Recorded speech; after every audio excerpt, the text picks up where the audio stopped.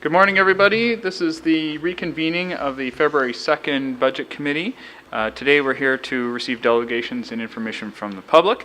Any member of the public wishing to speak further regarding an issue on the 2012 Budget Committee agenda today may appear before Council at its meeting on February 13th, 2012 at 7 p.m. when the recommendations from this meeting will go forward for final consideration. If you wish to speak as a delegation, please sign the sheet located at the back of the room or notify the Clerk's Department no later than noon the day of the Council meeting. Any PowerPoint presentations must also be forwarded to the Clerk's Department no later than noon the day of the meeting. We have 5 registered delegations today, starting with Garth Brown from the Seniors Working Action Group. We look forward to your information. Each delegation will have up to 10 minutes plus time for questions and answers afterwards from the committee. Welcome, and please come forward. I know you've got a PowerPoint presentation prepared here.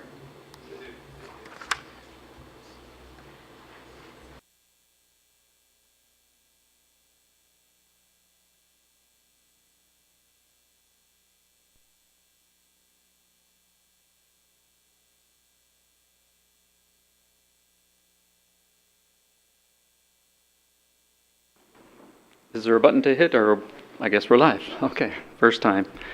Thank you, Mr. Chair, Mr. Mayor, and committee members. My name is Garth Brown, and I am a proud member of SWAG, Oakville's Senior Working Action Group. I thank you for this opportunity, and let's all be thankful that we live in a community and a society that allows freedom of speech. But our short presentation today is far from free. It's weighed down heavily with responsibility. The responsibility to speak on behalf of seniors and soon to become seniors of this fine community, to speak on behalf of seniors who have contributed financially, socially, and spiritually in a concerted effort to make Oakville a wonderful place to live, to work, to raise a family, and inevitably to retire. The retired seniors we represent are, in part, present here in this room today. They're present in the dozen letters that have been received over the past 20 hours supporting SWAG's proposal. One that even arrived at 2:30 this morning. I know I wasn't up at 2:30 this morning, but one senior was. And most importantly, we're representing seniors without a voice. Seniors who are facing daily challenges of isolation, alienation, and neglect. Seniors who have endured a tsunami of technology in the past 2 decades and who struggle to understand and cope with the revolution of society around them. Seniors who, above and beyond the aforementioned, endure a constant reality of the physical and emotional effects of aging. We ask you to please embrace the next few slides, appreciate their content, and accept the fact that hundreds of Oakville seniors silently suffer in financial poverty. They need our help. Please do the right thing by incorporating our Seniors Working Action Group proposal about to be shared. Allow your decision to show these silent seniors how much you care for them.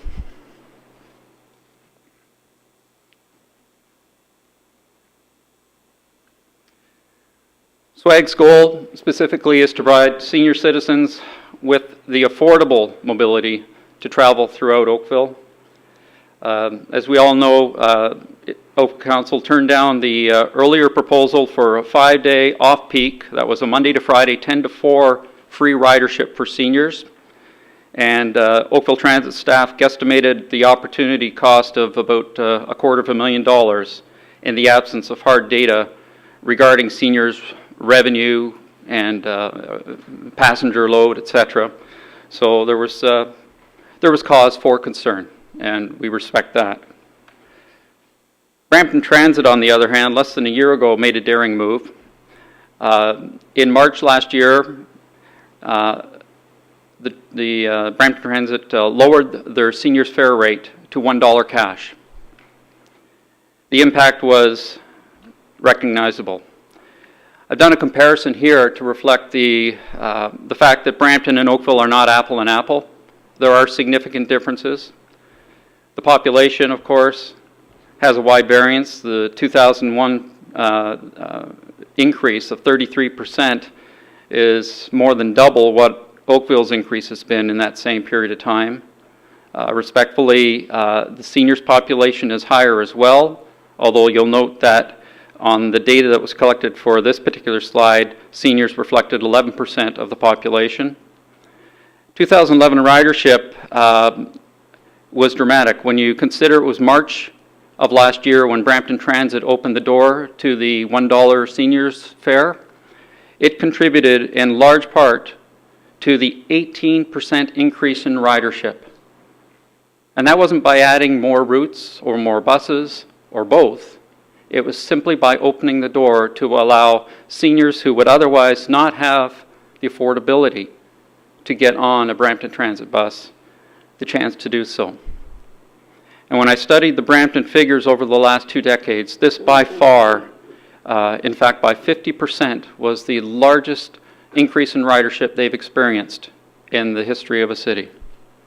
Now, we had healthy ridership increase too. The 9% is nothing to sneeze at, and that's compliments and tribute to the very vigilant work that Oakville Transit has done in terms of changing route patterns and providing for a more effective way of getting around. Our population, the seniors population, is 14% of Oakville Transit, which is actually higher than the Ontario average. I asked Brampton Transit for their numbers, but they weren't able to give it to me. That 18% I'll ask you to keep in mind. Brampton's mayor identified that it was a tremendous move forward, and I have to mention that it was Brampton Council that decided to do this. Brampton Transit actually did not encourage it. In fact, they discouraged the move, but Brampton Council took the bold initiative to move forward on it, and again, the numbers speak for themselves. Ottawa, again, an apple and orange comparison to Oakville, has another environment altogether. Free fares exist throughout the day on Wednesdays, and seniors 65 and older can ride free Mondays to Fridays afternoon. It's as simple as that. If you give people a chance to be mobile, they'll get out, they'll engage, and they'll enjoy everything a community has to offer. And as a result, as you can see in the comments, it helps that the seniors, some who do have disposable income, can contribute to the economy in downtown Ottawa. And a big issue, of course, here in Oakville and elsewhere is that by jumping on a bus, you keep the car at home if you do have one, and you avoid having to deal with congested parking spaces. Right now, Oakville Transit's underutilized during the day. Mayor Burton's mentioned that he gets calls, and I'm sure you all get calls of people who are somewhat upset that the buses are moving through the town empty during off hours. Seniors' transit habits are really not concretely known at this point. There's vagueness in the sense that we don't know exactly how many seniors are using Oakville Transit on a regular basis or what impact this proposal or other proposals will have in the long run. The understanding can be solidified through the acceptance of this pilot project that we will share. And we can live up to our livable status as we proudly promote. The reduction of vehicle traffic, the carbon footprint, etc., will certainly be recognized by your initiative. And businesses, whether they're down on the lakeshore, whether they're in our QEW corridor, or whether they're up around the Dundas corridor, will all benefit from the freedom of movement that will be provided to seniors. I won't mention much about on the split pass other than to suggest the uptake has not been what I know the region wanted it to be. And there is a stigma associated with it because of all the income issues and questions that are asked accordingly. Mayor Burton replied back to SWAG after graciously meeting with us 2 weeks ago that it has been shown in peer-reviewed research in reputable journals that the key to good health for seniors is continual activity and engagement in real-life activities. And I thank him for the recognition of that. Our seniors are unique, they are diverse, they pull their weight, and so much more. While they now constitute 12% of Oakville's population, remember that earlier slide showed 11, we have grown to reflect 12%, they contribute 80% of volunteer service for Oakville Senior Centers. The actual numbers are shown that 48,000 people hours were donated by seniors to the running and operation of Oakville Senior Centers last year. And that equated at $10.25 an hour today's minimum wage to $500,000. Comments from ESAC, SWAG, and others support strongly the need for independence and connectedness, and that the cost is in fact a barrier. I'll simply show this complex slide to say it's the only one I could find that showed projections, and I'd welcome anyone who could provide me something newer. This came from town of Oakville Parks and Rec, and I'd guide us to the point on under 2021, where 65 plus is now going to be 40,000 of 231,000. That's 17% of the population, not 12. We are growing. The Oakville seniors are actively moving around 2 trips a day. I'm flying through this. They do not necessarily have a driver's license. They do rely very heavily on moving around, especially shorter trips compared to the non-seniors. They are overlaid with people who are living alone, without a vehicle, and in poverty. The number of people in poverty are reflected. And I'm looking at my time here, and I'm going to fly through these to get to the point that there's a very strong low-income element within female seniors, and the fact that some seniors are showing up at the Salvation Army Lighthouse Shelter. This one moved me the most. It reflects that people who are housebound are on the rise in our community, and that is a concern for each and every one of us. And so we recommend that each Tuesday and Thursday, Oakville Transit provide Oakville seniors with free ridership between the hours of 10 in the morning and 4 in the evening.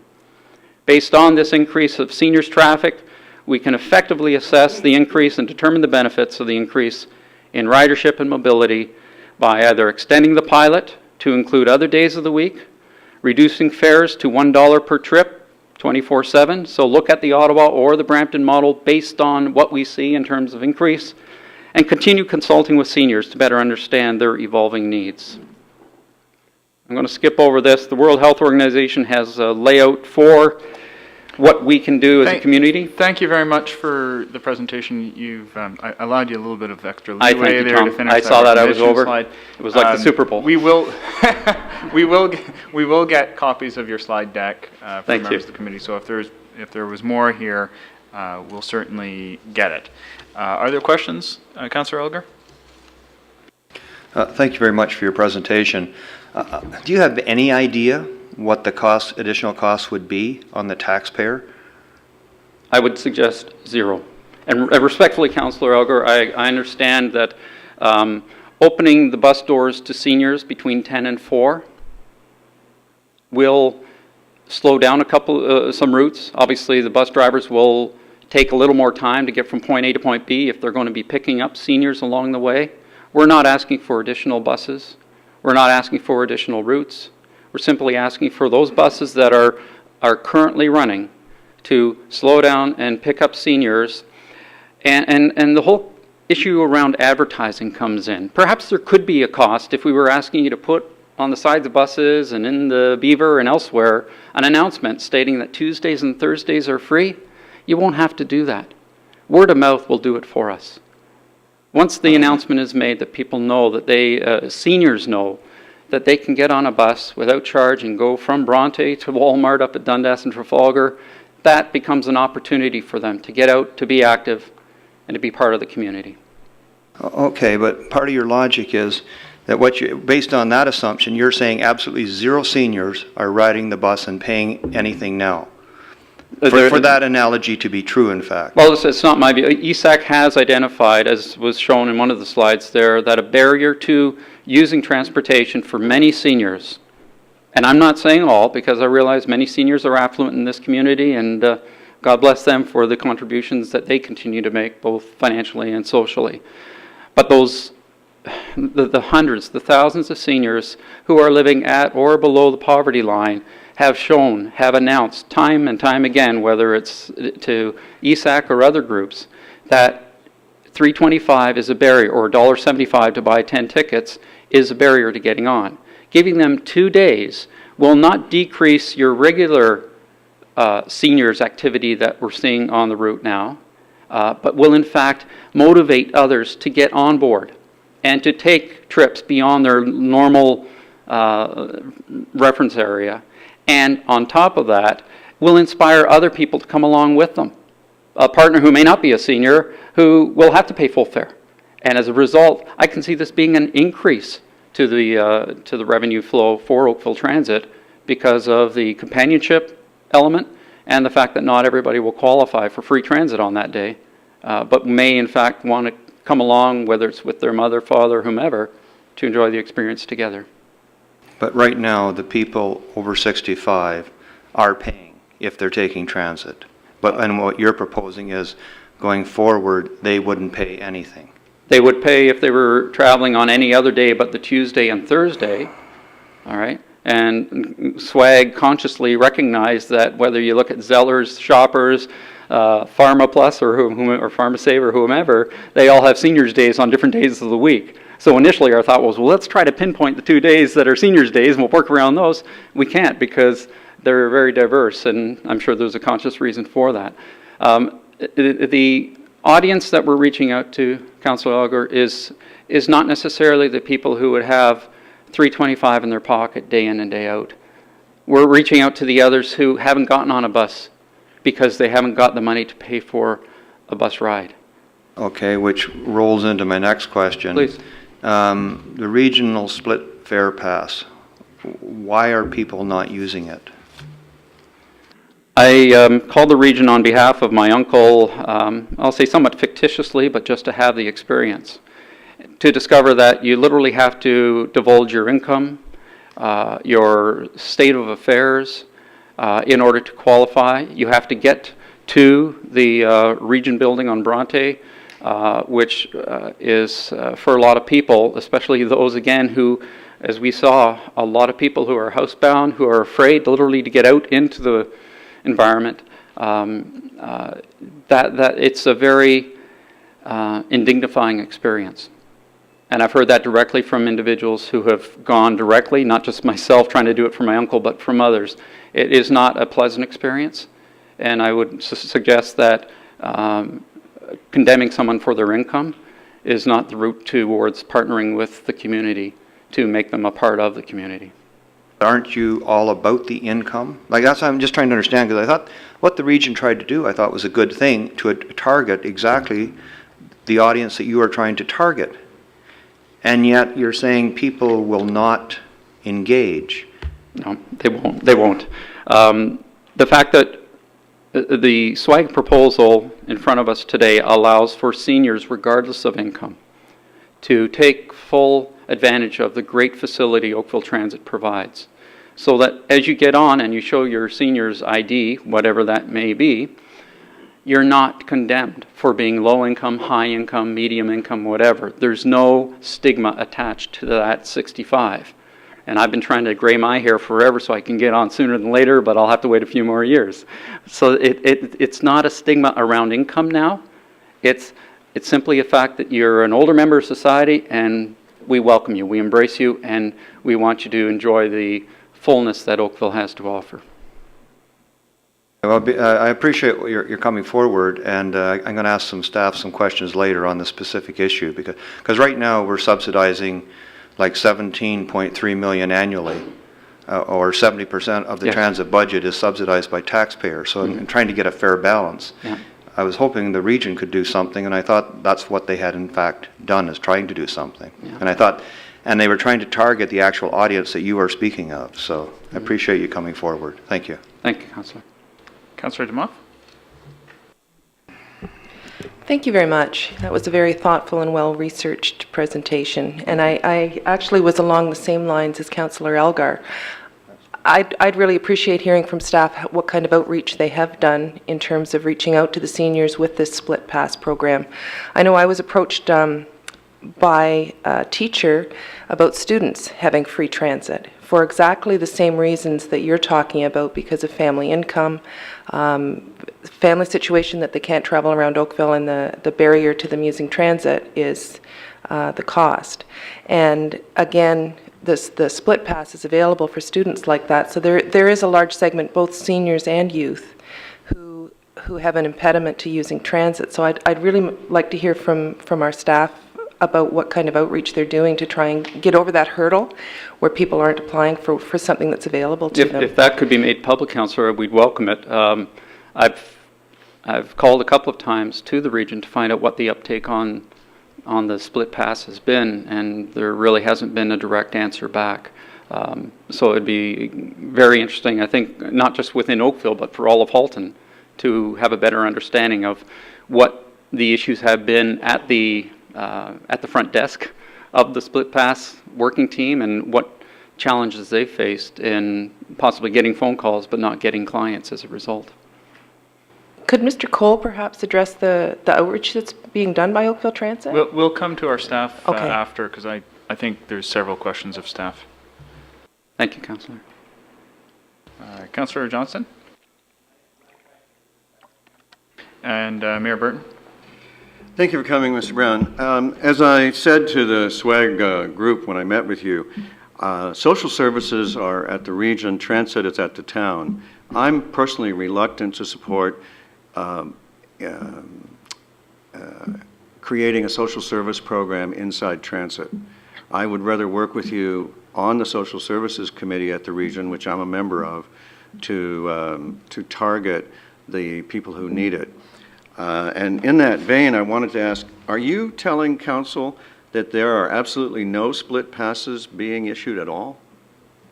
No, not at all. There is a split pass program, and I'm sure there are split pass users. All right. But ultimately, I haven't been able to determine that information. Well, I'd welcome to hear about what the actual numbers are if someone has that information. We have that information, and when you come with me to the Social Services Committee, we can fill you in on all of that. Are you aware of our monthly unlimited senior pass? Monthly unlimited senior pass. Yeah, I believe it's a $50 $50. ride as much as you want. Yeah.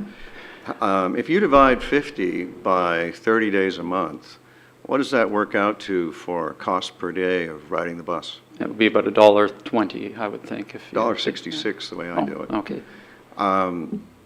So you're looking for something better than that. Do I understand you correctly? Yes, I am, sir, because the reality is that someone who's on a fixed income limit, whether it's a pension restriction or whatever, and who faces nothing but rent increases year after year, possibly property owners who even face property tax increases year after year, they don't have $50 at any one time.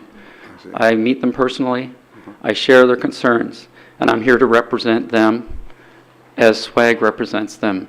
Now, is it your perception that only people over 65 suffer these problems? Not at all, sir.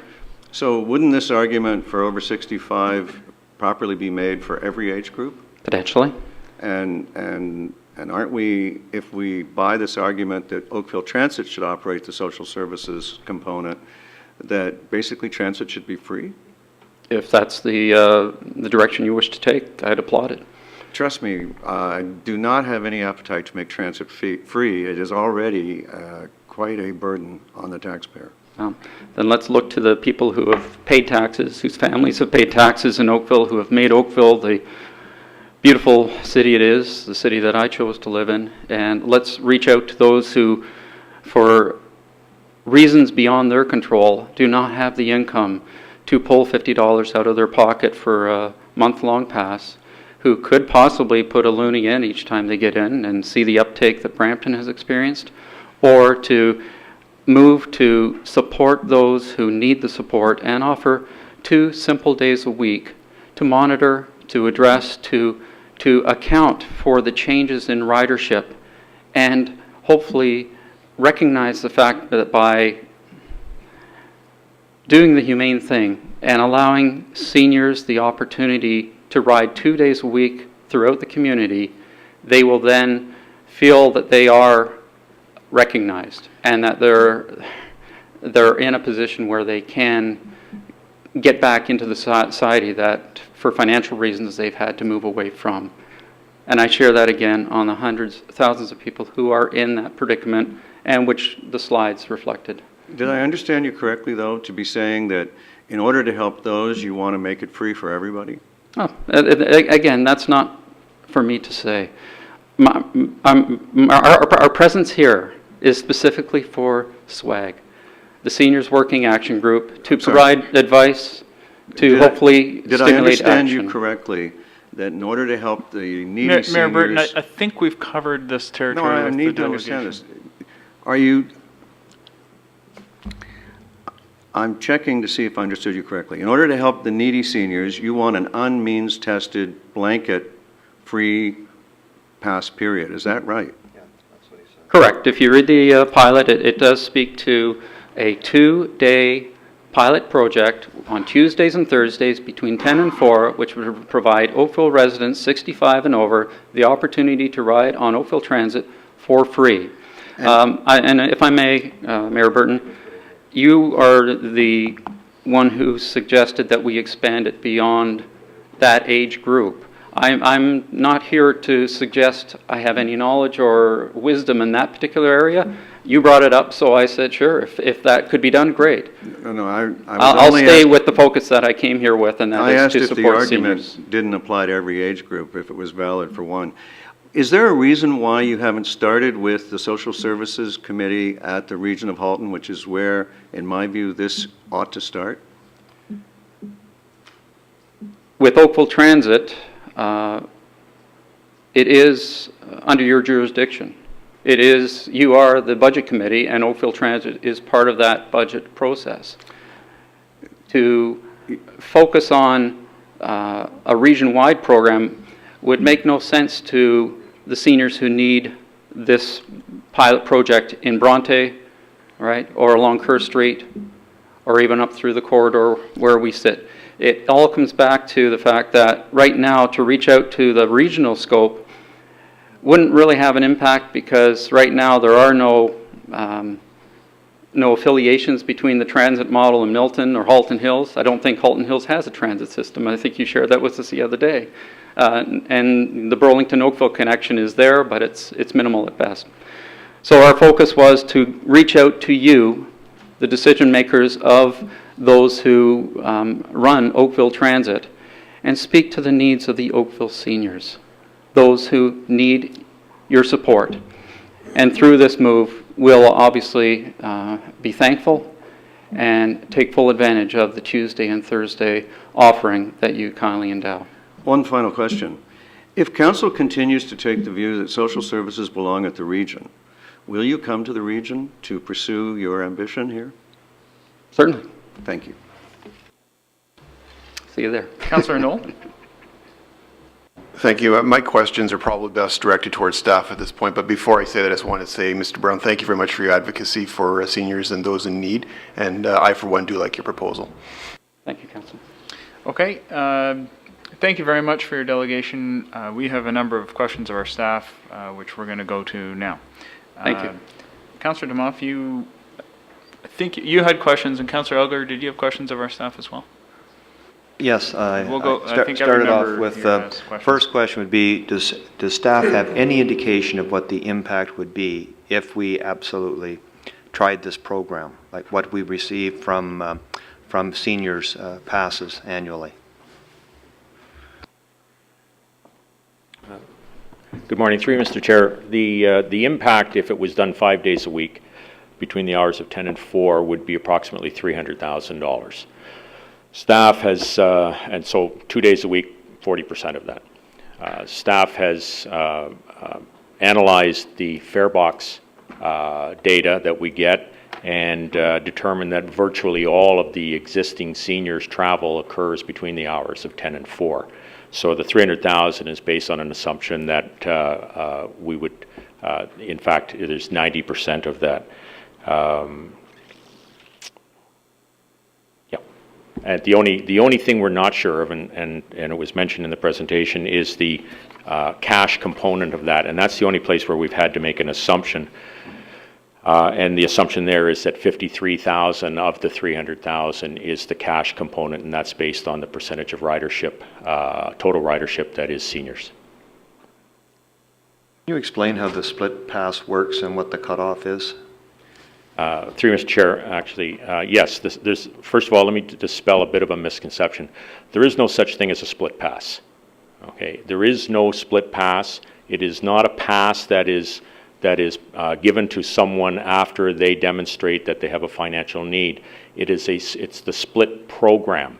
And what it does is it provides a subsidy for the purchase of a regular transit pass. So the person who receives the subsidy when they board the bus, they are displaying a regular monthly transit pass of the concession type that they are entitled to. So if you're an adult, it's an adult monthly pass, the same as everybody else. In the case of a senior, the senior would purchase the $50 senior monthly pass. If they are eligible for the split subsidy, $47 of that $50 would be paid by the region. The senior would have to pay $3 for unlimited travel on transit for the month. And they would be provided with an Oakville Transit Senior Pass, not any kind of a pass that has any type of stigma attached to it.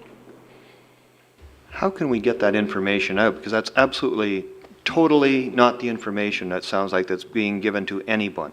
So you're telling me as a senior, or I think you said if you have gray hair too, so I could start to use it also.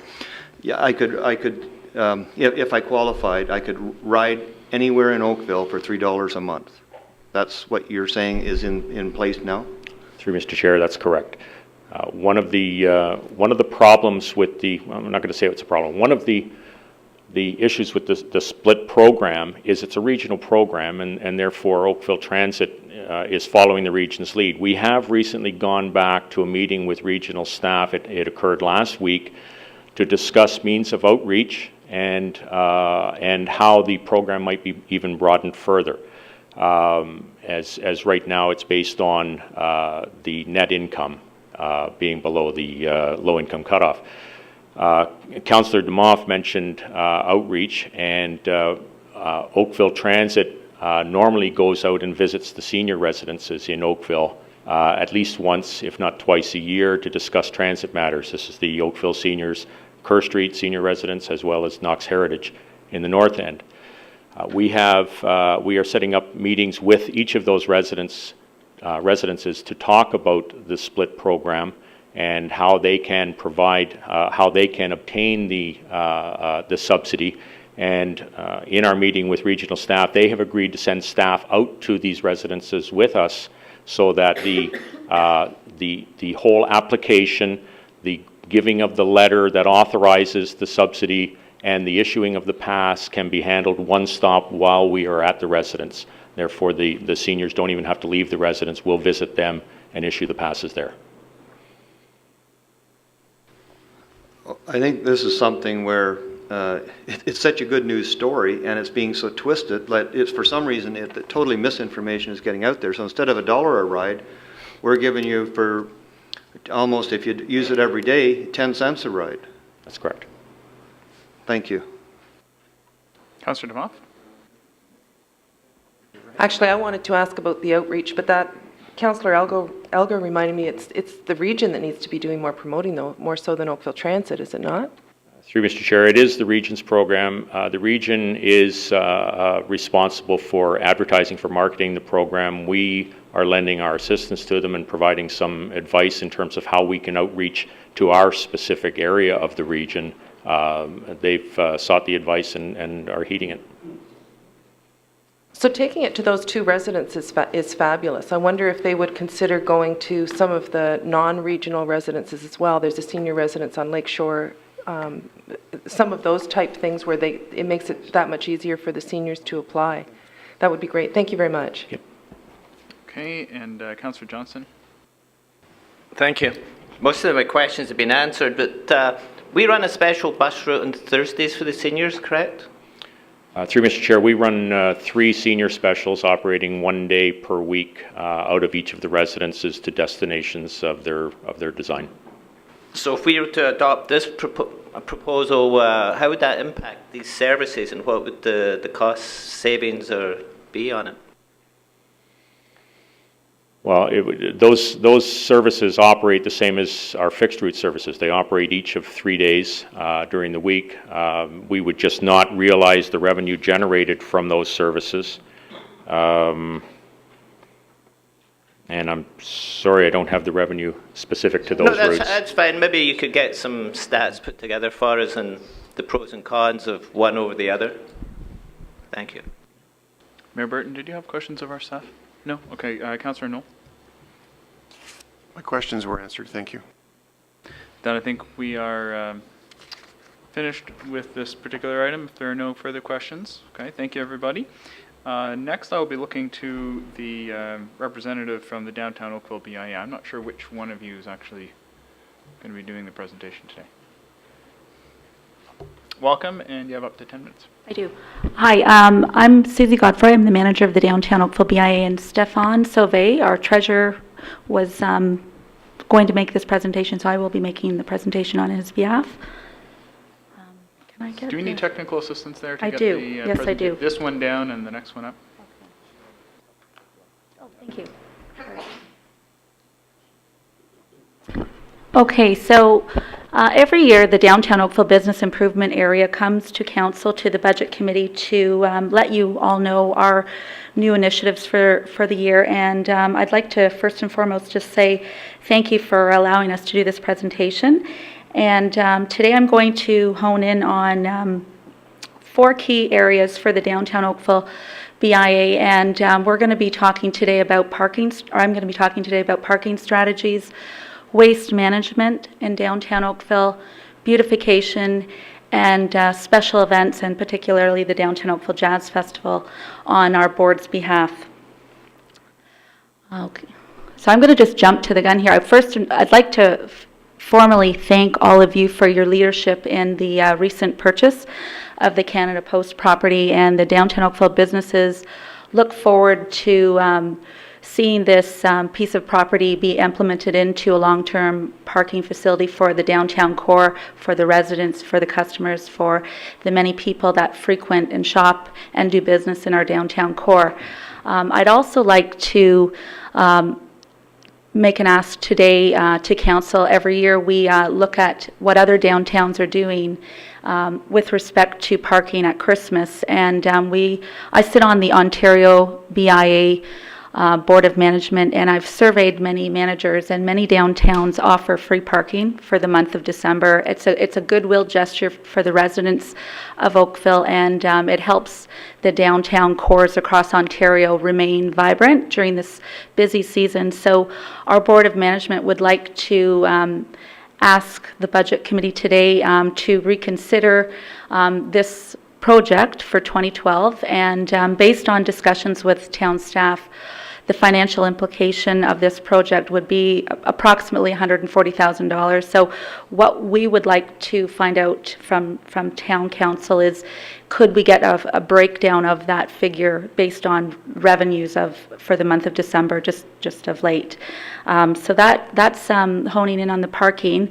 And another part of the parking in downtown Oakville is just our parking strategies, and we've heard from many business owners and their clients who would like to see the 2-hour parking limit on Lakeshore Road be changed to 3 hours. And the strategy behind this is just to make the shopping experience in downtown Oakville more pleasurable. We have a lot of businesses advocating this need, and downtown Burlington is also looking into this. So I know that when we've spoken to the parking department, they'll refer back to a parking consultant with parking studies. So we'd just like to bring that up to council and see if that's something that they would consider.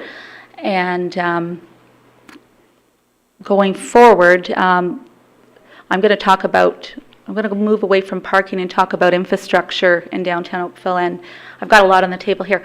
One of the things that we recently did was the Downtown Oakville BI invested $130,000 into lights on Lakeshore Road, so all the twinkle lights.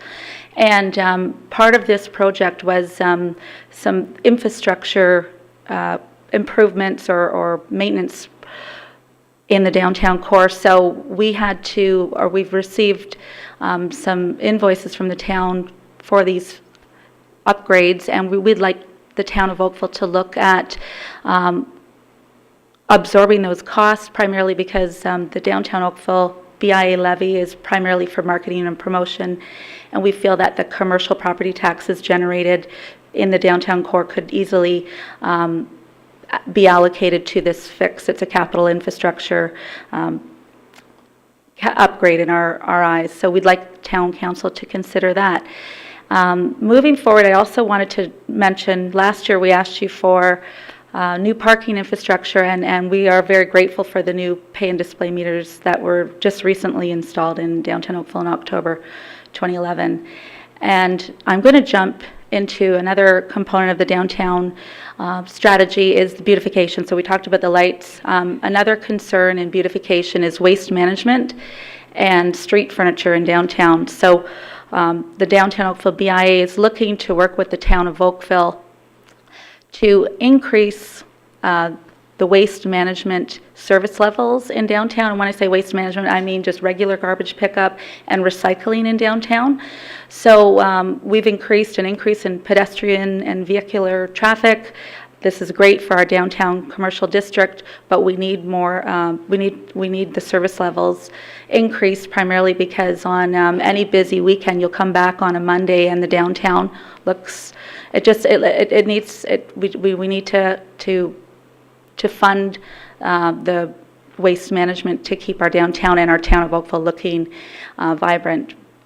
We don't know what that financial implication is. We have spoken to the Halton region about this, but we'd like to put it on your radar as well.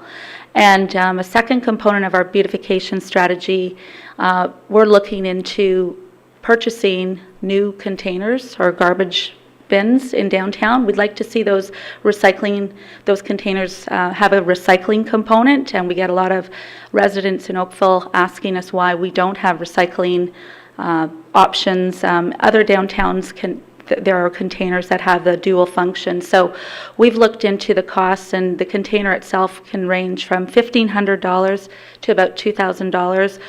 The vision from the BIA's perspective is to purchase a container that would complement the heritage districts in the area, so a heritage-style container. And the BIA would be interested in working with town staff on a partnership on this from a funding perspective. Lastly, I'd like to just mention in 2011, the town of Oakville 2010, you went through a downtown Oakville strategic review and identified a number of projects, and one in particular was revitalizing the town square. So the BIA is looking forward to working with town staff on that project and have put together a development committee to give feedback to the town staff on their vision of what the town square should look like down the road, and primarily because it is the heart and the center of our downtown.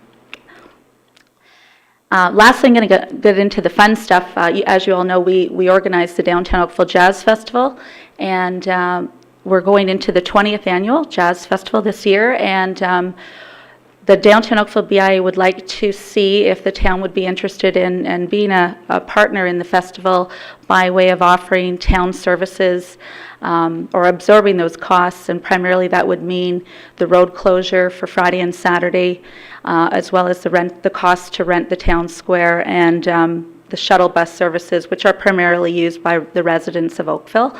And we would be happy to acknowledge the town of Oakville as a gold sponsor. As you can see, this festival is frequented by thousands of people, and it's a great event for Oakville. It's a great it has great economic impact, and based on our numbers, it generates a lot of money to Halton region and downtown Oakville, and we'd like to see the town side by side in this fantastic event, and we're currently attracting approximately 154,000 people over 3 days.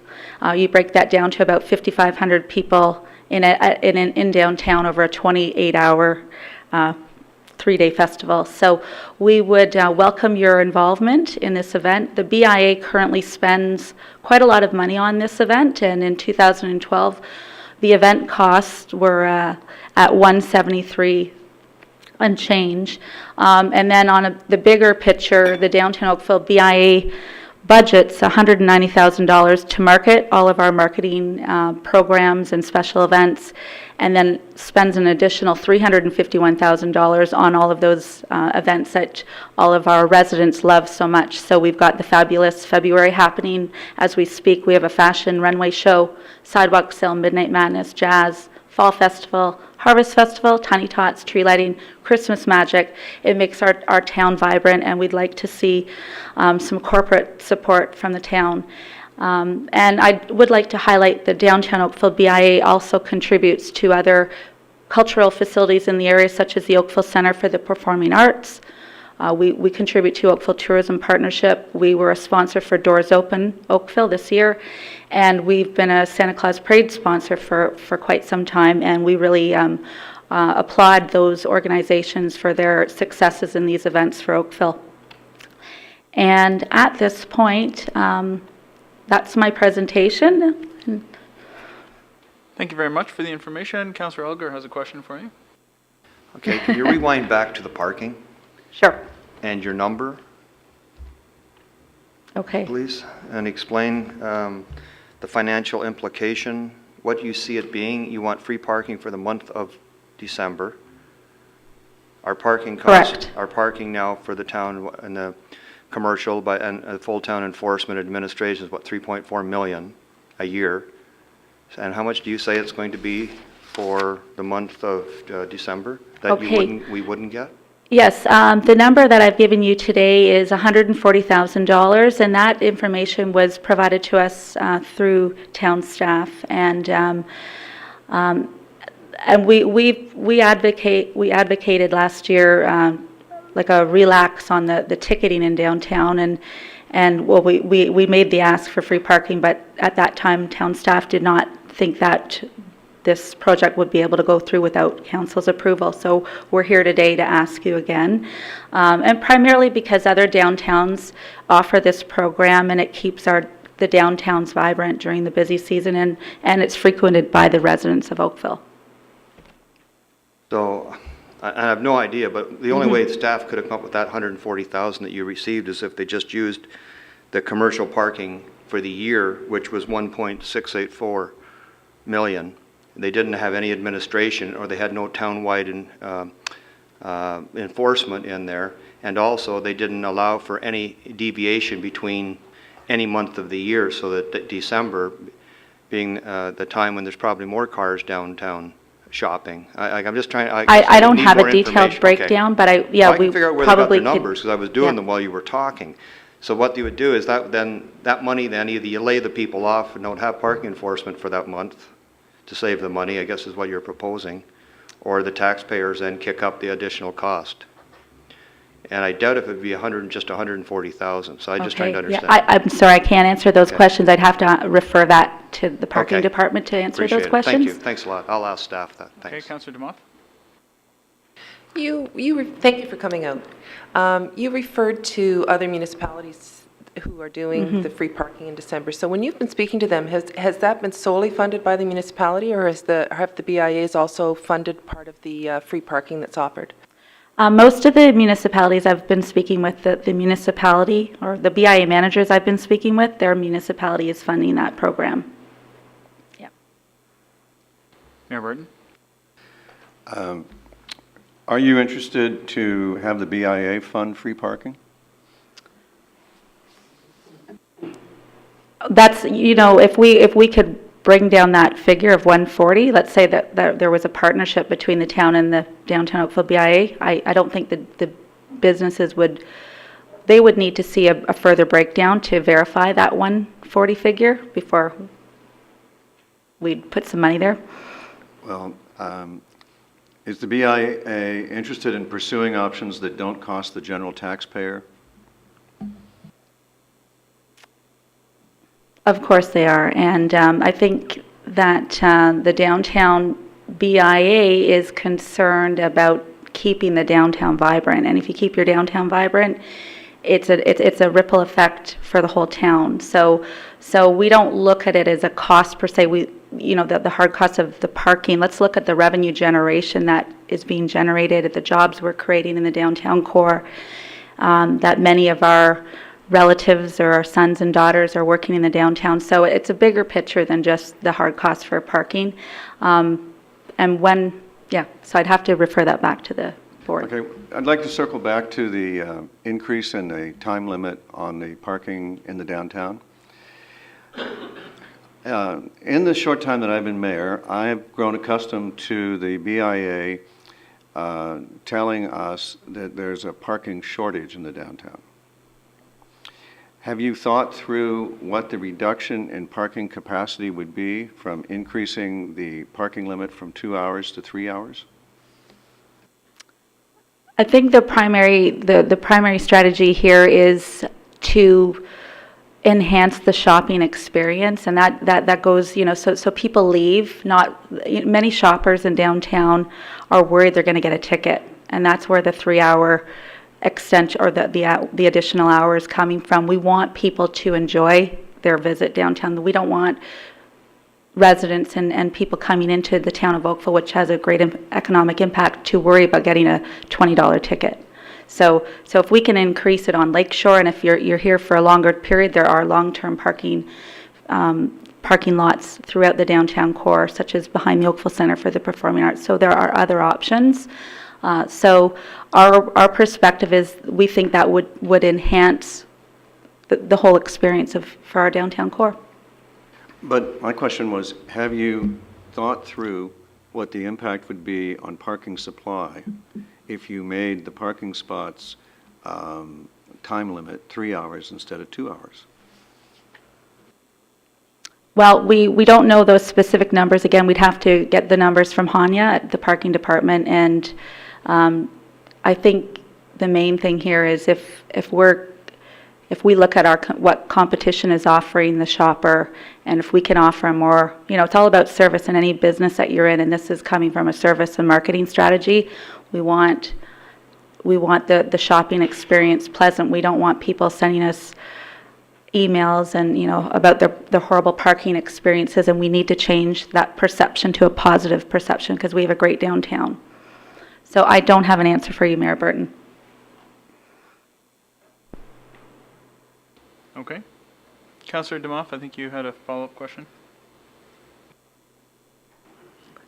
Have you looked at in enticing people to cycle and use transit to come downtown? Because those people are not worried about whether it's 2 hours or 3 hours of parking, and there's actually studies that show that people who cycle to a destination like a downtown spend a lot more money than people who are driving. So I'm just wondering, have you ever explored any of those options? I know you're working with town staff to get some new bike posts put in. Absolutely. We've got a number of green initiatives, and we're always advocating the Oakville Transit. But I think the reality is most people that are shopping in downtown Oakville are driving a car. So we do have many.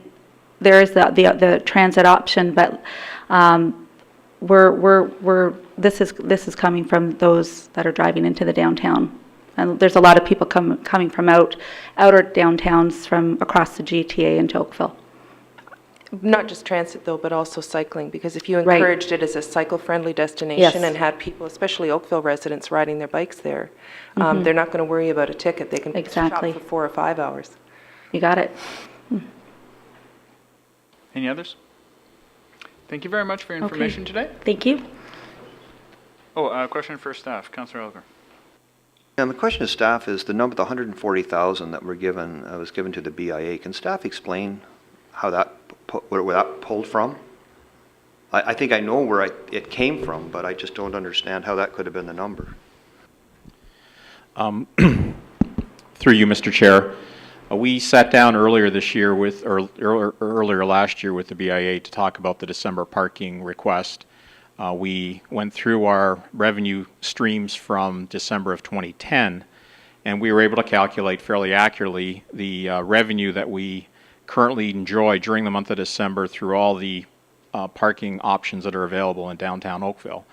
And that revenue stream added up to approximately $140,000. So if we were creating free parking for the month of December in downtown Oakville, that $140,000 in revenue would no longer be there.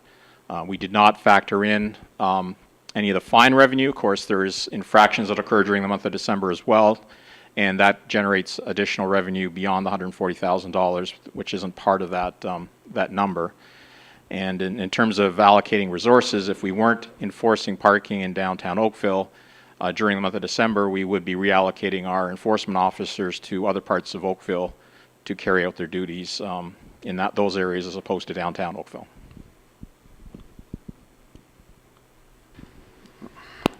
So when I look at the 2012 budget, it's like $3.5 million. And we got almost $1 million of administration. So to pick up, like, there's no magic here. So we would be, you still feel it would only be $140,000 the BIA would have to pay for free parking throughout Oakville, the whole commercial district? That $140,000 represents the revenue stream that the town has during the month of December. Doesn't factor in any costs, anything like that. So we assume the costs still are incurred by paying our staff. It's just the loss of revenue that we've attached to the $140,000 number. And of course, it isn't necessarily the taxpayer per se. It just means our transfer to the reserve fund at the end of the year would be $140,000 less than it currently is, because we would not enjoy that revenue. Get it? So you drive up, you suck down, you would have to suck down reserves if you're not going to impact the taxpayer. Okay, because we're in net zero. Thank you. Any other questions of staff? Okay. Then Mr. Bright from the Oakville Chamber of, oh, I'm sorry, Mayor Burton, you had a question? I'm not sure if this is a better question for Commissioner Bloomer or for Commissioner Lalonde, but isn't it true that the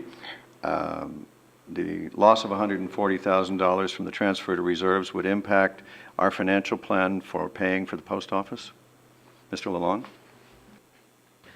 Yes, you are correct. Thank you. I hope everybody understands better council's reluctance In for fact, this. significantly hamper our ability. Yeah, so there's a lot to balance here, and that, I hope, will help the BIA understand that to get the one thing, they may not be able to get the other. Thank you. And further to that, I had a discussion with our staff earlier with respect to the parking fees that are required, and staff are considering whether or not they need to bring forward a motion for our consideration on Thursday with respect to increasing fees to help offset the cost of the purchase of the land in downtown Oakville, or whether that'll be coming later in the year as a separate item. So to add to that issue, there is more to come. Mr. Bright of the Oakville Chamber of Commerce. Welcome, and you have up to 10 minutes. And if we could get the old presentation taken down, please, that would be appropriate.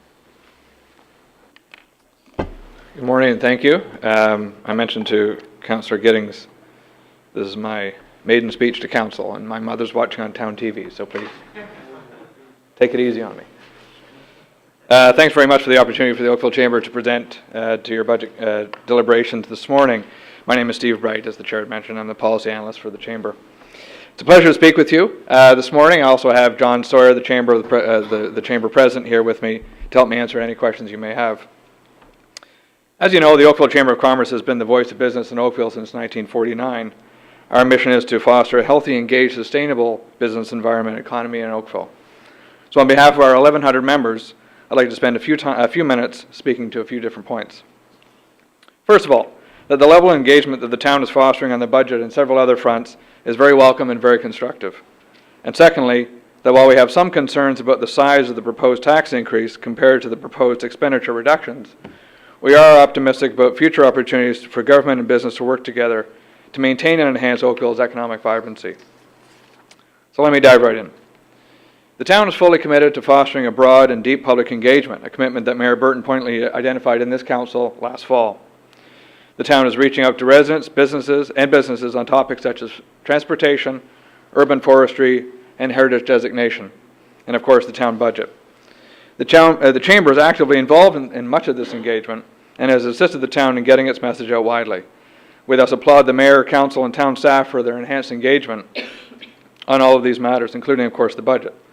Similarly, we applaud the town for making the budget documents themselves much more reader-friendly. Crystallizing a multifaceted $300 million budget for a growing municipality into a readable document is indeed a considerable challenge. So on behalf of the Chamber members, thank you for this evolution, the physical product of the deliberations, as much as the public process itself. I'd like to take a few minutes talking about growth, given its direct relationship to the town's budget. We recognize that growth is a top issue in Oakville, as indeed your recent survey of citizens has clearly shown. There's no question that growth brings challenges with it, especially within a municipality with stretched budgets, limited revenue-raising opportunities, and finite borders. However, it can be reasonably argued that growth is a good problem to have, considering that municipalities in many other parts of Ontario struggle with declining populations and diminishing tax bases. Indeed, Premier McGuinty came here yesterday to a packed hall supported by many local businesses because of the vibrancy in and the growth of Oakville. He didn't come here because this is a municipality slowly slipping under the waves. The town's own budget books show the value of growth, as found on pages 2 and 3 of the executive summary.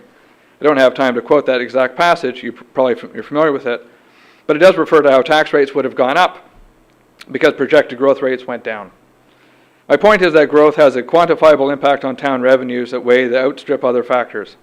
But I want to be perfectly clear in making this point. The Chamber is not calling for growth at all costs, nor are we saying that growth has no costs. Rather, we're saying, as the town's own budget documents say, that it would cost us all if there were no growth at all. This is an important distinction, and one that speaks to the growth narrative as well as the growth numbers. So in both cases, both the language and the metrics, we support a positive dialogue focused more on what drives us than on what divides us. Last year, the town committed in its strategic plan to hold a business forum, and we're now working with town staff to make that happen with business leaders before Easter. In our view, that forum would be an ideal place to discuss the challenges and opportunities of growth at a time when two-way engagement between public and private sectors is clearly important and useful. Next, I'd like to touch on the proposed tax increase. On the revenue side, the town is looking at raising taxes by 6.7% on top of some user fee increases. It does so knowing that its own survey shows that taxes are considered the second most important issue facing Oakville today. On the expenditure side, the town is grappling with a broad desire among residents to maintain levels of service while coming under cost pressure stemming from collective agreements. The town's also looking at potential trade-offs to manage costs. For example, in the proposal to alter skating times at the new 16-mile Creek Sports Complex to help finance the even newer Queen Elizabeth Park Community and Cultural Center, one can clearly see a pucks for paints trade-off being made. We understand that trade-off given the circumstances. It all boils down, in our opinion, to finding a recipe that matches budget growth to inflation in the context of a municipality that is itself growing. In our view, the town has the recipe right on the whole, though the overall proposed tax increase is higher than many of our members would have expected. True, the town operates in the context of a municipal tax rate that we're told is 4.4%. We understand that. However, our members operate and live in a world where inflation is in fact lower than that. Recent Stats Canada numbers show the national inflation was 2.3% in December, with inflation in Ontario just over 2%. So to our members, a municipal tax increase of 6.7% is not aligned with inflation. It's in fact higher. So what am I saying this morning? Broadly speaking, we favor increased expenditure cuts and further increases in user fees over tax hikes in order to manage the town's books. We also support alternate funding and delivery financing models, such as the one found in the Oakville Soccer Club arrangement, that bring the private and public sectors together. On the expenditure front, staff presented a series of so-called recommended reduction opportunities to the committee last month. The total of these opportunities came to $634,200 on a net operating and capital budget of $299 million. If my math is correct, this equals 0.21% of the town's total operating and capital budget. We therefore respectfully ask, is there not more room to cut than that in order to keep taxes truly in line with inflation? My next point is on the significant contribution of the business sector to Oakville. Many of you have heard these numbers. I think they're relevant. I'm going to say them again. Overall, the non-residential portion of the tax base is approximately 13%. Yet this portion pays upwards of 24% in total taxes to the town. That means businesses pay upwards of 2 or 3 times the rate of a resident, yet businesses use about half the services of a typical resident. In other words, businesses are disproportionately represented in the town's revenue stream. And this leads to my last point this morning. The town's recent survey showed that ensuring a strong local economy topped the list of priorities to control the rate of growth, the rate and type of growth. This finding tied with people saying that ensuring the town implements sustainable development standards as the top priority. Well, we're optimists at the Chamber, and we know that Council and town staff are as well. In other words, we don't see a tension between these two factors, a strong local economy and town-implemented development standards that cannot be resolved. Take, for example, the arrival of Siemens head office as a great example of business attraction, and the Goodrich landing gear announcement, a great example of business expansion. Both happen with the private and public sectors working closely together. We believe there are many more opportunities in Oakville. Indeed, our own surveys show that 54% of our members plan to expand their businesses within Oakville in the next 3 to 5 years. This is great news for local business, local residents, and the town of Oakville itself. A strong local economy finances a range of municipal services for residents. It provides a better live-work balance for countless employees and employers. It enhances visitor interaction. It promotes volunteerism. It reduces traffic congestion. It manages air emissions. It brings an attractive and profitable vibrancy to Oakville, and it enhances engagement. Thanks very much for your time this morning. We look forward to any questions. Questions? Councillor DeMoth and then Mayor Burton. Thank you for coming. Thank you. Through you, Mr. Chair, the tax increase is the first thing that I wanted to comment on. In the book, it shows the 6.7%, but the base operating budget, it's 4.6%, and then added on to that are our infrastructure investment, road resurfacing, formerly known as hot mix, and the tax shift to the region. So the way I look at it, and I question why people always bring up the 6.7, because our operating budget is increasing 4.6%. The other portion of it, we could choose not to pave our roads or invest in capital. So do you see it differently than that? And I'm not trying to be confrontational, but I'm just wondering why. It's a fair point, because there's lots of numbers, and you folks, I think, are doing a great job in trying to, as I mentioned before, there are numbers and then there's the narrative. And I think if I could speak to the latter point, the narrative, the message that a lot of our members get, and of course they're not here every day, the message they get is 6.7. They're not necessarily diving into some of the numbers, so that you would say that's my job, which it is, to help them understand. We have some members in the audience today. But I take your point that there are kind of substrata, if you will, to the 6.7 number.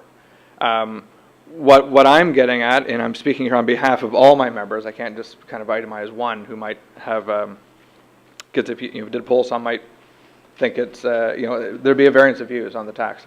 So in others, I'm speaking on behalf of all members who reflect on what they're seeing potentially through the eyes of the media of 6.7%, and they're saying, whoa, I'm not living in that world. So I understand and appreciate, we've met with your staff. We think you do an extremely professional job. All I'm saying is some of the members will reflect on that and say, it seems to me that the town is increasing more than my business is increasing, and they might be slashing. So there is indeed a variance there, and there's a tension there as well. So I guess what we're saying is a couple things. One would be that enhanced engagement brings enhanced vibrancy. And so I think looking to the business forum and looking to that broader discussion, some of the members will start to understand that perhaps a bit more. And then, part of my job, and I'm still relatively new at this, is being that two-way conduit. So I take your point, I understand that. As I look through the budget books, I'm trying to be very aware of all those numbers, and I'll get the message back. It's a two-way street. I agree it is, and I think, quite honestly, and I've long-term, I think it saves us money by investing in those things each year. And then the other part is separating out the town's portion versus overall. Because if you were to compare our tax increase to the City of Toronto, we're a two-tier government, so we would have to take the City of Toronto's budget and peel out water, social services, health, in order to make an apples-to-apples comparison. And I think it's difficult, and it goes back to your communication piece. Yeah. It's difficult for people to see that we're one portion of an overall, and they may look to cities like Toronto and Hamilton who have only one tier and try to compare the tax increase directly. So maybe we need to do a better job of communicating that part through to them. I did have a question to do with tourism. Of course, absolutely. Because the BIA just was speaking to looking for money for road closures and that type of thing. And our investment in the budget, I think, is $39,000 for tourism directly. That doesn't include any fee waivers that are made. Can you speak to what value to the municipality? I know that tourism increases business, so a business is more vibrant with the more tourists that come in. What is the benefit directly to the town of Oakville by increased tourism? Well, John's on the Oakville Tourism Partnership, and maybe I could ask John to, he has a bit more depth in that particular topic than I do. Happy to do that, and thanks for the question. I'm John Sawyer, the president of the Chamber. One of the things, and I don't know if we made the point strong enough in Steve's remarks, is what we would like to see is leveraging other people's money, or making sure we take advantage of the money that's out there. So the way the province has structured the tourism industry, we are now part of a region that includes Brantford, Hamilton, and all of Halton region. If we don't have a process or a mechanism to be part or to have a seat at the table in that cobbled together group, we will not receive any of the funding. It's just that simple. So the immediate return on that investment of the $30,000 is being able to tap into a multi-million-dollar budget that will help attract visitors to and support visitors to Oakville. Does that answer the question? No. All right. So the visitors come to Oakville and they spend $100 on dinner and they stay in a hotel. So how does that translate back into revenue for the town of Oakville, or benefits to the municipality, the actual corporation of the town of Oakville? Okay, I think it's about 160 that they would spend in that circumstance per head. Obviously, the tax is paid by the hotels. It also reflects our brand as a community in terms of accommodating visitors when they come. There are many different kinds of visitors. There are business visitors, people who are here on business. There are visiting friends and relatives, which is the largest portion of people coming to Oakville. And there's, of course, a growing trend in sports tourism. So again, back to leveraging other people's money, if we can bring people here to make use of those great facilities that we have, we can actually get them to pay for them. Now, in a conversation I had with someone, I was told that if municipalities aren't investing in tourism, that it's much more difficult for them to get grants for events, because that's the first thing that a lot of the granting bodies will look at, is the commitment from the municipality. So if there's no funding coming from a municipality, it's much more difficult to get grants for events. Can you comment on that? Goes back to my very first comment about, again, I'm sorry to be repetitive, but leveraging other people's money, tapping into those bigger funds that are out there. If we don't have someone doing it, we just won't be able to take advantage of it. Thank you. Okay, and it's okay? Good. Mayor Burton. Thank you. John, thanks for being here, and Steve. Let me take you back to the tourism partnership and the $150,000 that the town invested in that exercise. How much did the chamber invest in that? We invest over the years about $2,000 a year. So, and we've been doing that for years and years. In the 2 years of the $150,000 program, in the last 2 years of the last term, you put in $4,000? Plus a great deal of my personal time as a volunteer. Some may question the value of that, but you do recognize that the taxpayers put $150,000 in? Yes. And what came of that? Well, we have come up with a plan, as was what we were supposed to do. We came up with a plan to have a self-sustaining organization that will be able to accommodate or help accommodate visitors coming to town. Okay, and are you happy with that outcome? Given the circumstance we had to work under, yes, I'm pleased with how it worked out, and I applaud the town for having the foresight to help us get there. I am not happy with the way in which the province interceded in the process and really tied our hands. We were in a unique situation in that if you were a community that had your destination marketing funds and had your act together in terms of tourism, you're okay, the province covered you. If you were a community that wasn't engaged, it didn't really matter to you what happened. We were right in the middle. We got caught right in the middle. We were just about, with the town's support, about to engage on that strategy, and frankly, the province pulled the plug. So I understand all that, but for my purposes, it was just a pleasure to finally hear the chamber acknowledge and thank us for that. Yes. I have one more question. Are you guys aware of the direction that this council gave staff last year in the summer unanimously for how to draw this budget for this year? Yeah, I read the documents, yeah. Could you give me your impression of what our direction to staff was? Well, it's to try and keep costs in line with inflation, as it was one of the messages, it seems to me. And are you quite sure that you've accurately rendered it? In my remarks? Yeah. No, I'm asking, do you think staff has met the direction that council gave them last summer? On the whole, I would say yes. What we're saying here today is we're reflecting through the lens of our membership to say that the end result of that, which I think is in alignment with the staff direction. I'm not here to argue against that. I'm saying that our membership would suggest that those numbers are still rather high. So we're here to say, we think you guys are doing a very good and professional job. You have alignment with your strategies. Our membership would respond to other different, kind of motivators and so on. But what I'm concerned about is, in your presentation to us today, you focused on people complaining that they don't live in a 6.7% world. And our direction to staff was to produce a total tax bill increase in line with CPI, and 6.7 is only a segment of that.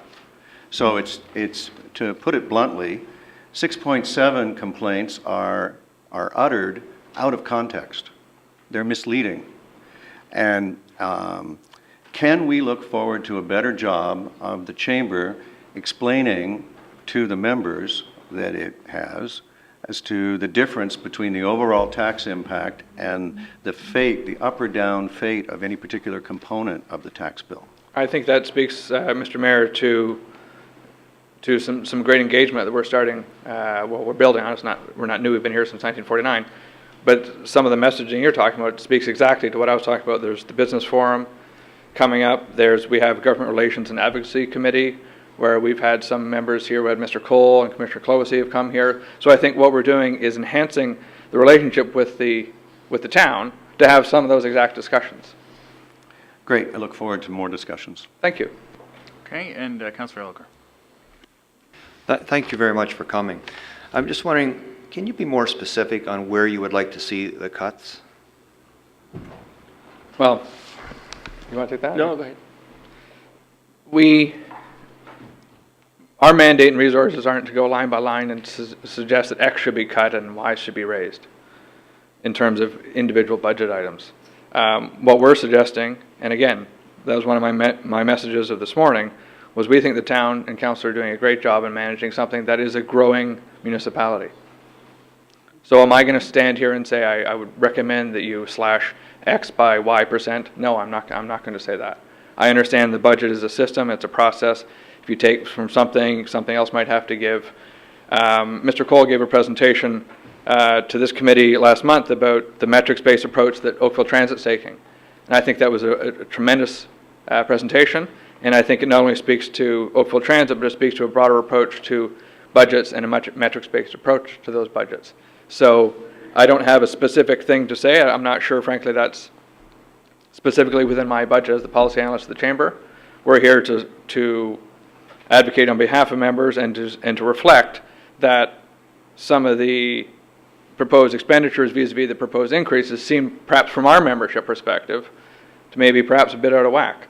But on the whole, we're saying it's a positive dialogue, and as I just mentioned to the mayor, let's talk more about that, because I think that there's been maybe some misunderstandings, and I'm not pretending the dialogue just started, but I think there's every opportunity to increase that. And I think perhaps coming out of the business forum, there might be some discussions that are more concrete. If a member were standing here, he or she may have something concrete to suggest, which would be for your consideration. Those decisions are not ours. I noticed economic development, it is bumped up 4.7%. And I'm wondering, is that too high? Like, should we be going down in that area also? Like year over year, we did a 4.7% increase. And I think we're thinking that money is being used to stimulate the economic development to bring people into the town for business. Is that too much money? We should cut it back? The 4.7 increase? Yeah, we're not, with all respect, you were elected to make those kinds of decisions. That's not our role. What we would strongly encourage the town to do is to look at things like alternate service or delivery models. I'm prepared to stand up in public and say that what you put together with the Soccer Association was nothing short of brilliant. Using volunteers to deliver those services as they do, having them cover capital costs. So where else can we be thinking of those kinds of opportunities? Appreciate that, and I think the brilliance for that whole soccer deal was actually Mayor Burton. You know, absolutely. So I will give. Appreciate that. I'm happy to give credit to whoever put it together because it's brilliant. Mayor Burton? Are you aware that we're pursuing similar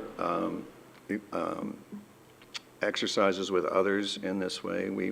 I'm glad you like it. I'm glad you're encouraging us to do it. But are you aware that we are actively pursuing new ways, new opportunities to do that, to roll that model out? One of the great things about my role in the community is I get to hear all kinds of things that are going on. And yes, I've heard that. All right. Thank you very much. I did have one other question. Transit has been the hottest issue financially that we faced, and not just this year. It's our biggest financial issue of the last 5 years. We made a unanimous decision about 5 years ago to change from a radial bus system to a grid bus system. Some of the evidence that persuaded us to do that, which significantly increased the cost of the transit system to the taxpayer, was that it would be beneficial to business because employees, not every employee is paid so much that they can afford to have 5 cars or even 2 or even 1. And public transit is a good way to help businesses get their employees to work and to attract employees. Those were some of the evidence points that persuaded us to unanimously bite the bullet and so dramatically change from a radial to a grid transit system. And you cannot be unaware of the criticism that council receives about transit. Where does the chamber stand on transit? I can tell you, I've been with the chamber now just over 6 years. In my early days, I certainly heard from employers who said, transit's useless for me, I can't get my workers can't use it to get here. I can tell you in the last few years, I have not heard one comment. So I'm going to assume that the change to the grid system has worked. In our last all candidates meeting at municipal for the municipal election, the number one comment we heard from people was related to transit. As you know, our process, we receive cards. And we received an exact number of cards on each side that one side said, get rid of transit. On the other side, equal number, put more money into transit. I think if you're going to be in the game, you've got to decide, do you want to be in the game? You either get out of the game or you invest in it. There's no middle road. I think you can't. It's clear that council made its decision. We've taken a stand unanimously. Yeah. I'm asking, where is the chamber? I don't know. I have not asked my board. I don't know. We'd be happy to. We're working on transit at the regional level with our peers. We have a chamber caucus for the region and through the province. But I'd be happy to go back to the board and find out if we have an official position on transit. So when you stand up here and call our attention to areas where you're not happy with the relationship between expenditure and revenue, transit's one of them or not one of them?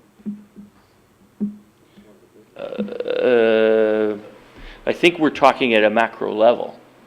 So I haven't drilled down to transit specifically, what I heard but I'm happy to go talk about it. What I heard was there's some items where we're not happy with that relationship. Items. So I'm asking, was transit one of them? With respect, Mr. Mayor, I don't recall speaking to specific items. In terms of the expenditure, I think... No, you didn't tell us which ones. You said there were some. I'm just asking, was transit one of them? Well, last month I published, I have a bi-monthly article in the Business Advocate magazine, and it was specific on transportation. So I asked the membership and I mentioned how transportation is one of the biggest items in the budget, and I specifically asked the membership to say, let me know what your views are, because I said I'm relatively new in this game. And so I want to hear from what they are saying. So when I refer to items, of course we're thinking about Oakville Transit, among other things. It's one of the biggest pieces out there in terms of your budget. So someday we'll get some feedback from the chamber on transit? Now that you've asked for it, we're happy to do that. Well, I've got one more for you.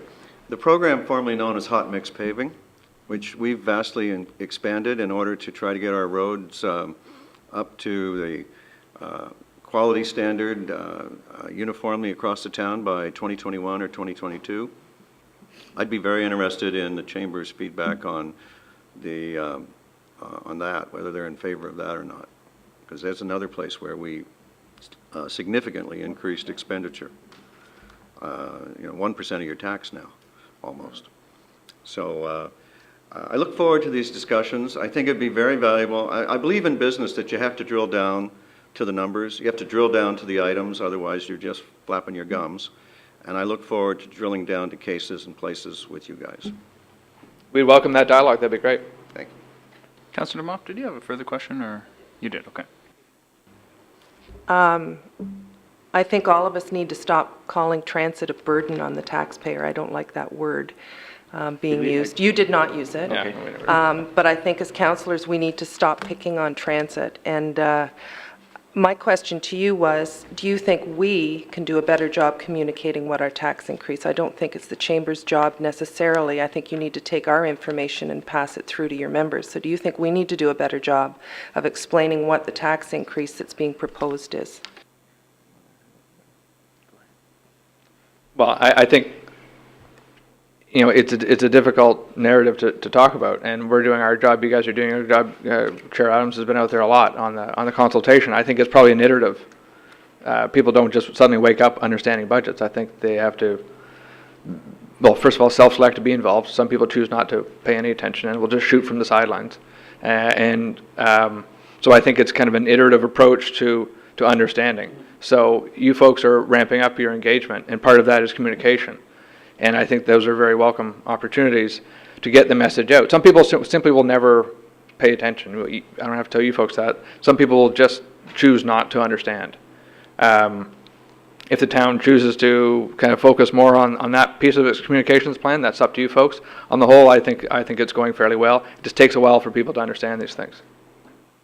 So if you have any suggestions on how we could improve the messaging on that so that it is more understandable, so that people aren't seeing that their business revenue is only going up by 2% and their tax bill has gone up by 3% or whatever, just in terms of messaging, that would be very much appreciated.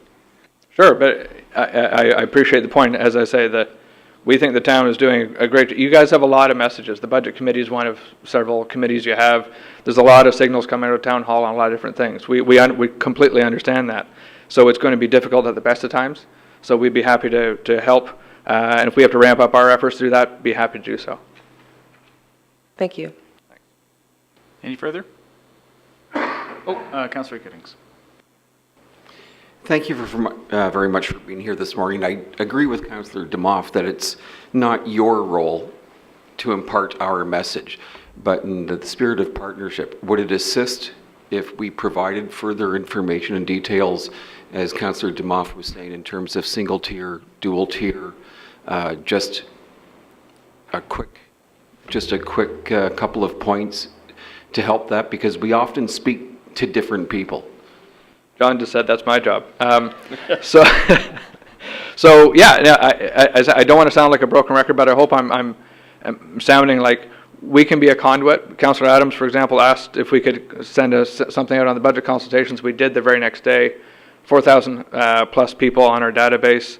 Not sure if that gave you an uptick, but that's just one example of some things we can do. So if there's things that we can do through our network and the various vehicles we have in our network to help in that regard, we'd be happy to contemplate that. For sure, we'd be happy to do it. All right, thank you very much. And Mrs. Bright, your son did very well. Thanks, Mom. Yeah. You might want to thank All right, I think you've exhausted all the questions, and I do thank you for your engagement both today as well as previously. I do appreciate the chance to have mingled with your members at one of your events, particularly on the issues of transit and the budget in particular. It was a useful engagement opportunity. Well, and likewise, Councillor Adams, can we just reciprocate? You and many others, but you in particular have been very forward in your consultation and kind of outreach to us. So thank you very much. I think it just lends itself to a better dialogue. Kathy Kennedy, welcome, and you have up to 10 minutes.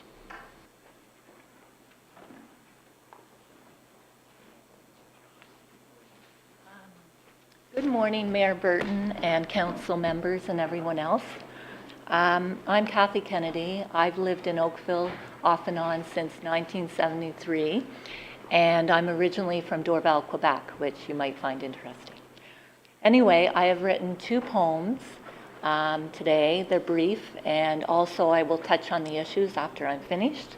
Here's the first one. I hope you can hear me. Okay. It might be helpful if you move just slightly to, Okay. Is left, that to your better? left to the mic. Is that better?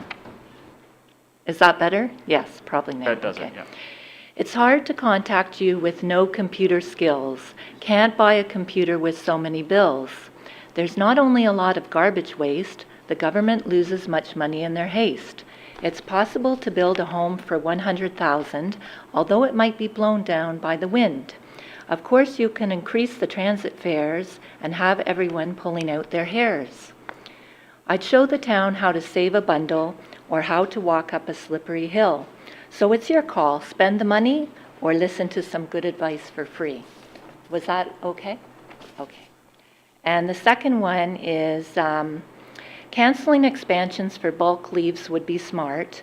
Most adults jump in them like children at heart. Reducing bus service hasn't been well planned out. It's time the passengers had some clout. Why reduce the arena's ice time? Is it to watch the costs climb? Don't let the greenhouses go to seed. Those marijuana plants we need.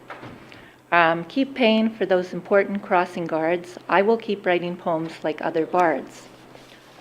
Okay, finally crossing guards. Am I talking too quickly? No? Okay. Absolutely fine. Okay, finally crossing guards are important like your heart. More than 15 years ago, my friend Diane was hit by a car at McCraney and 6th Line. Both of us went to town council meetings. At one of them, I spoke to the councillors at the time. Shortly after, there was a guard at that location. Diane and I felt that it could have been a child that was hit at that intersection. Today, Diane is 65 years old and suffers from Parkinson's disease.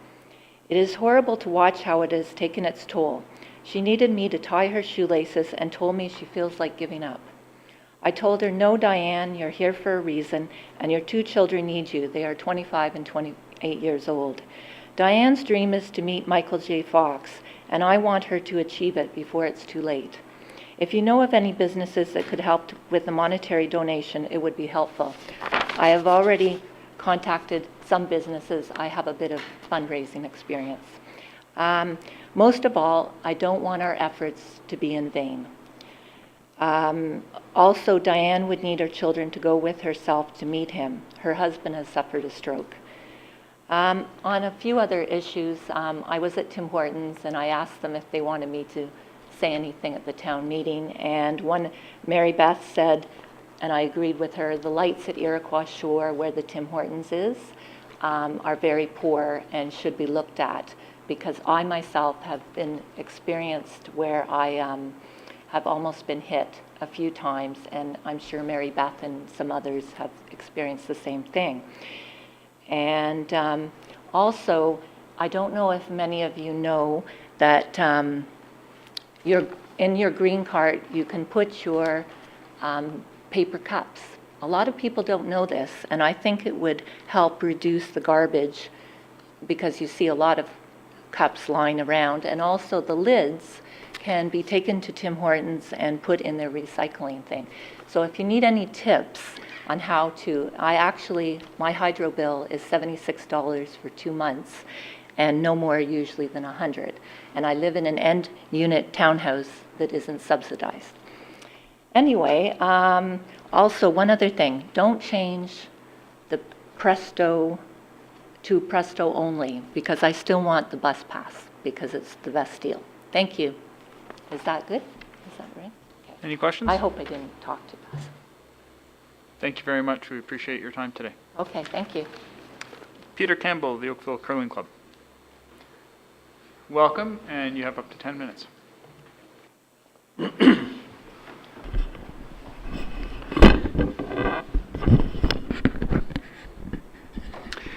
Councillor Adams, Chair, Mayor Burton, Councillors all, thank you for receiving us today. I am Peter Campbell. I'm the current president of the Oakville Curling Club.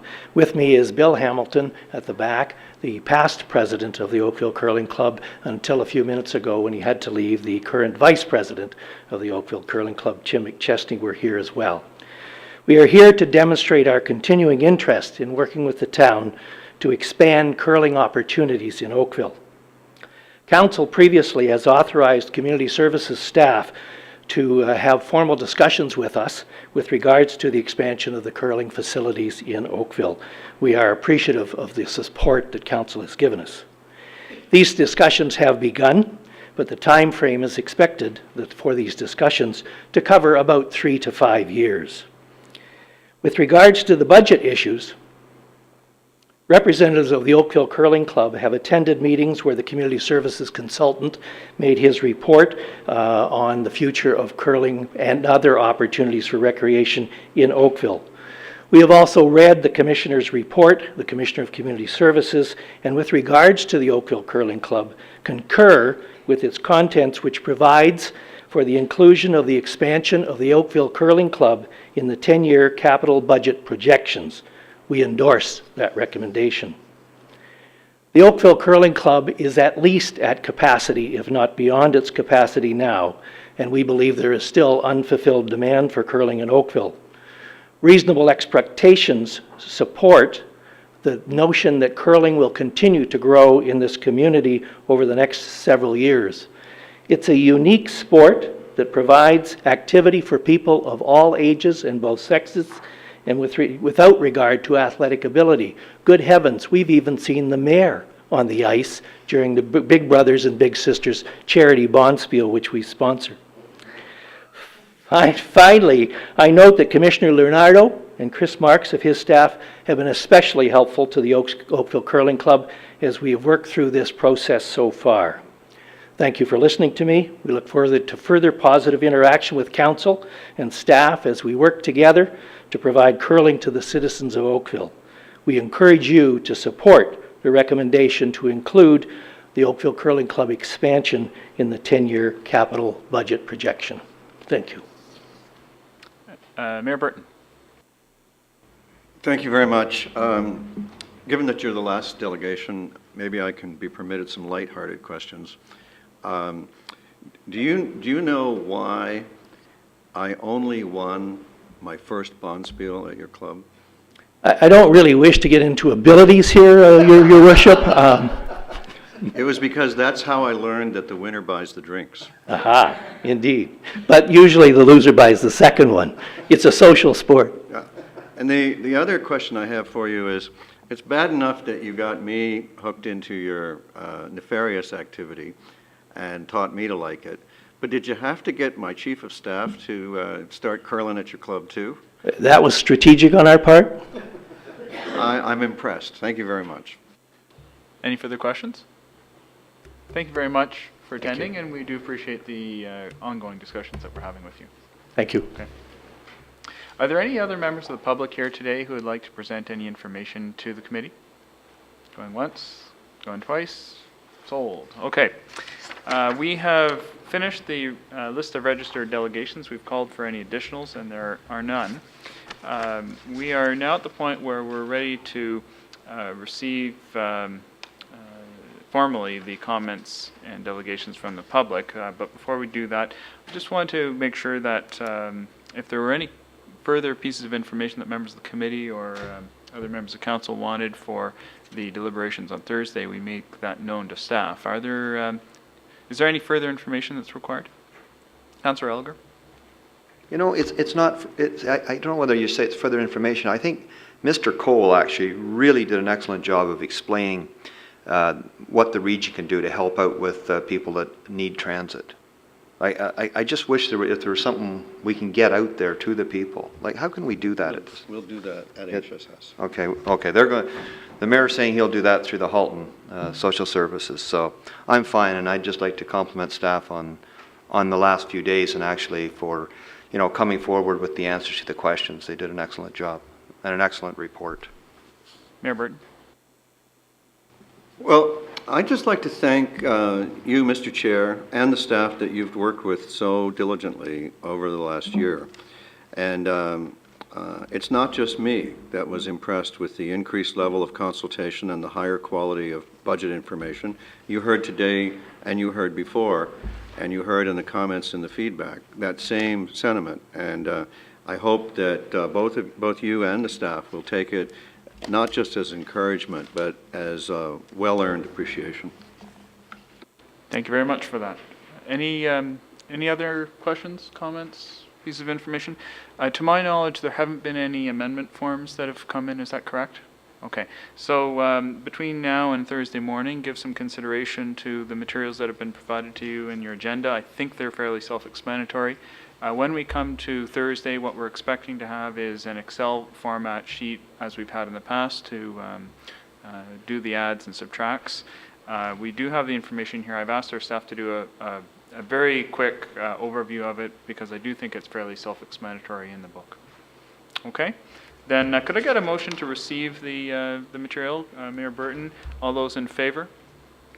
That's carried, and we're now adjourned. We'll be we'll be meeting again on Thursday morning at 9:30 to do the deliberations. I expect will be completed on Thursday, given the types of discussions we've had. So you might have the meeting slot that was for next week open.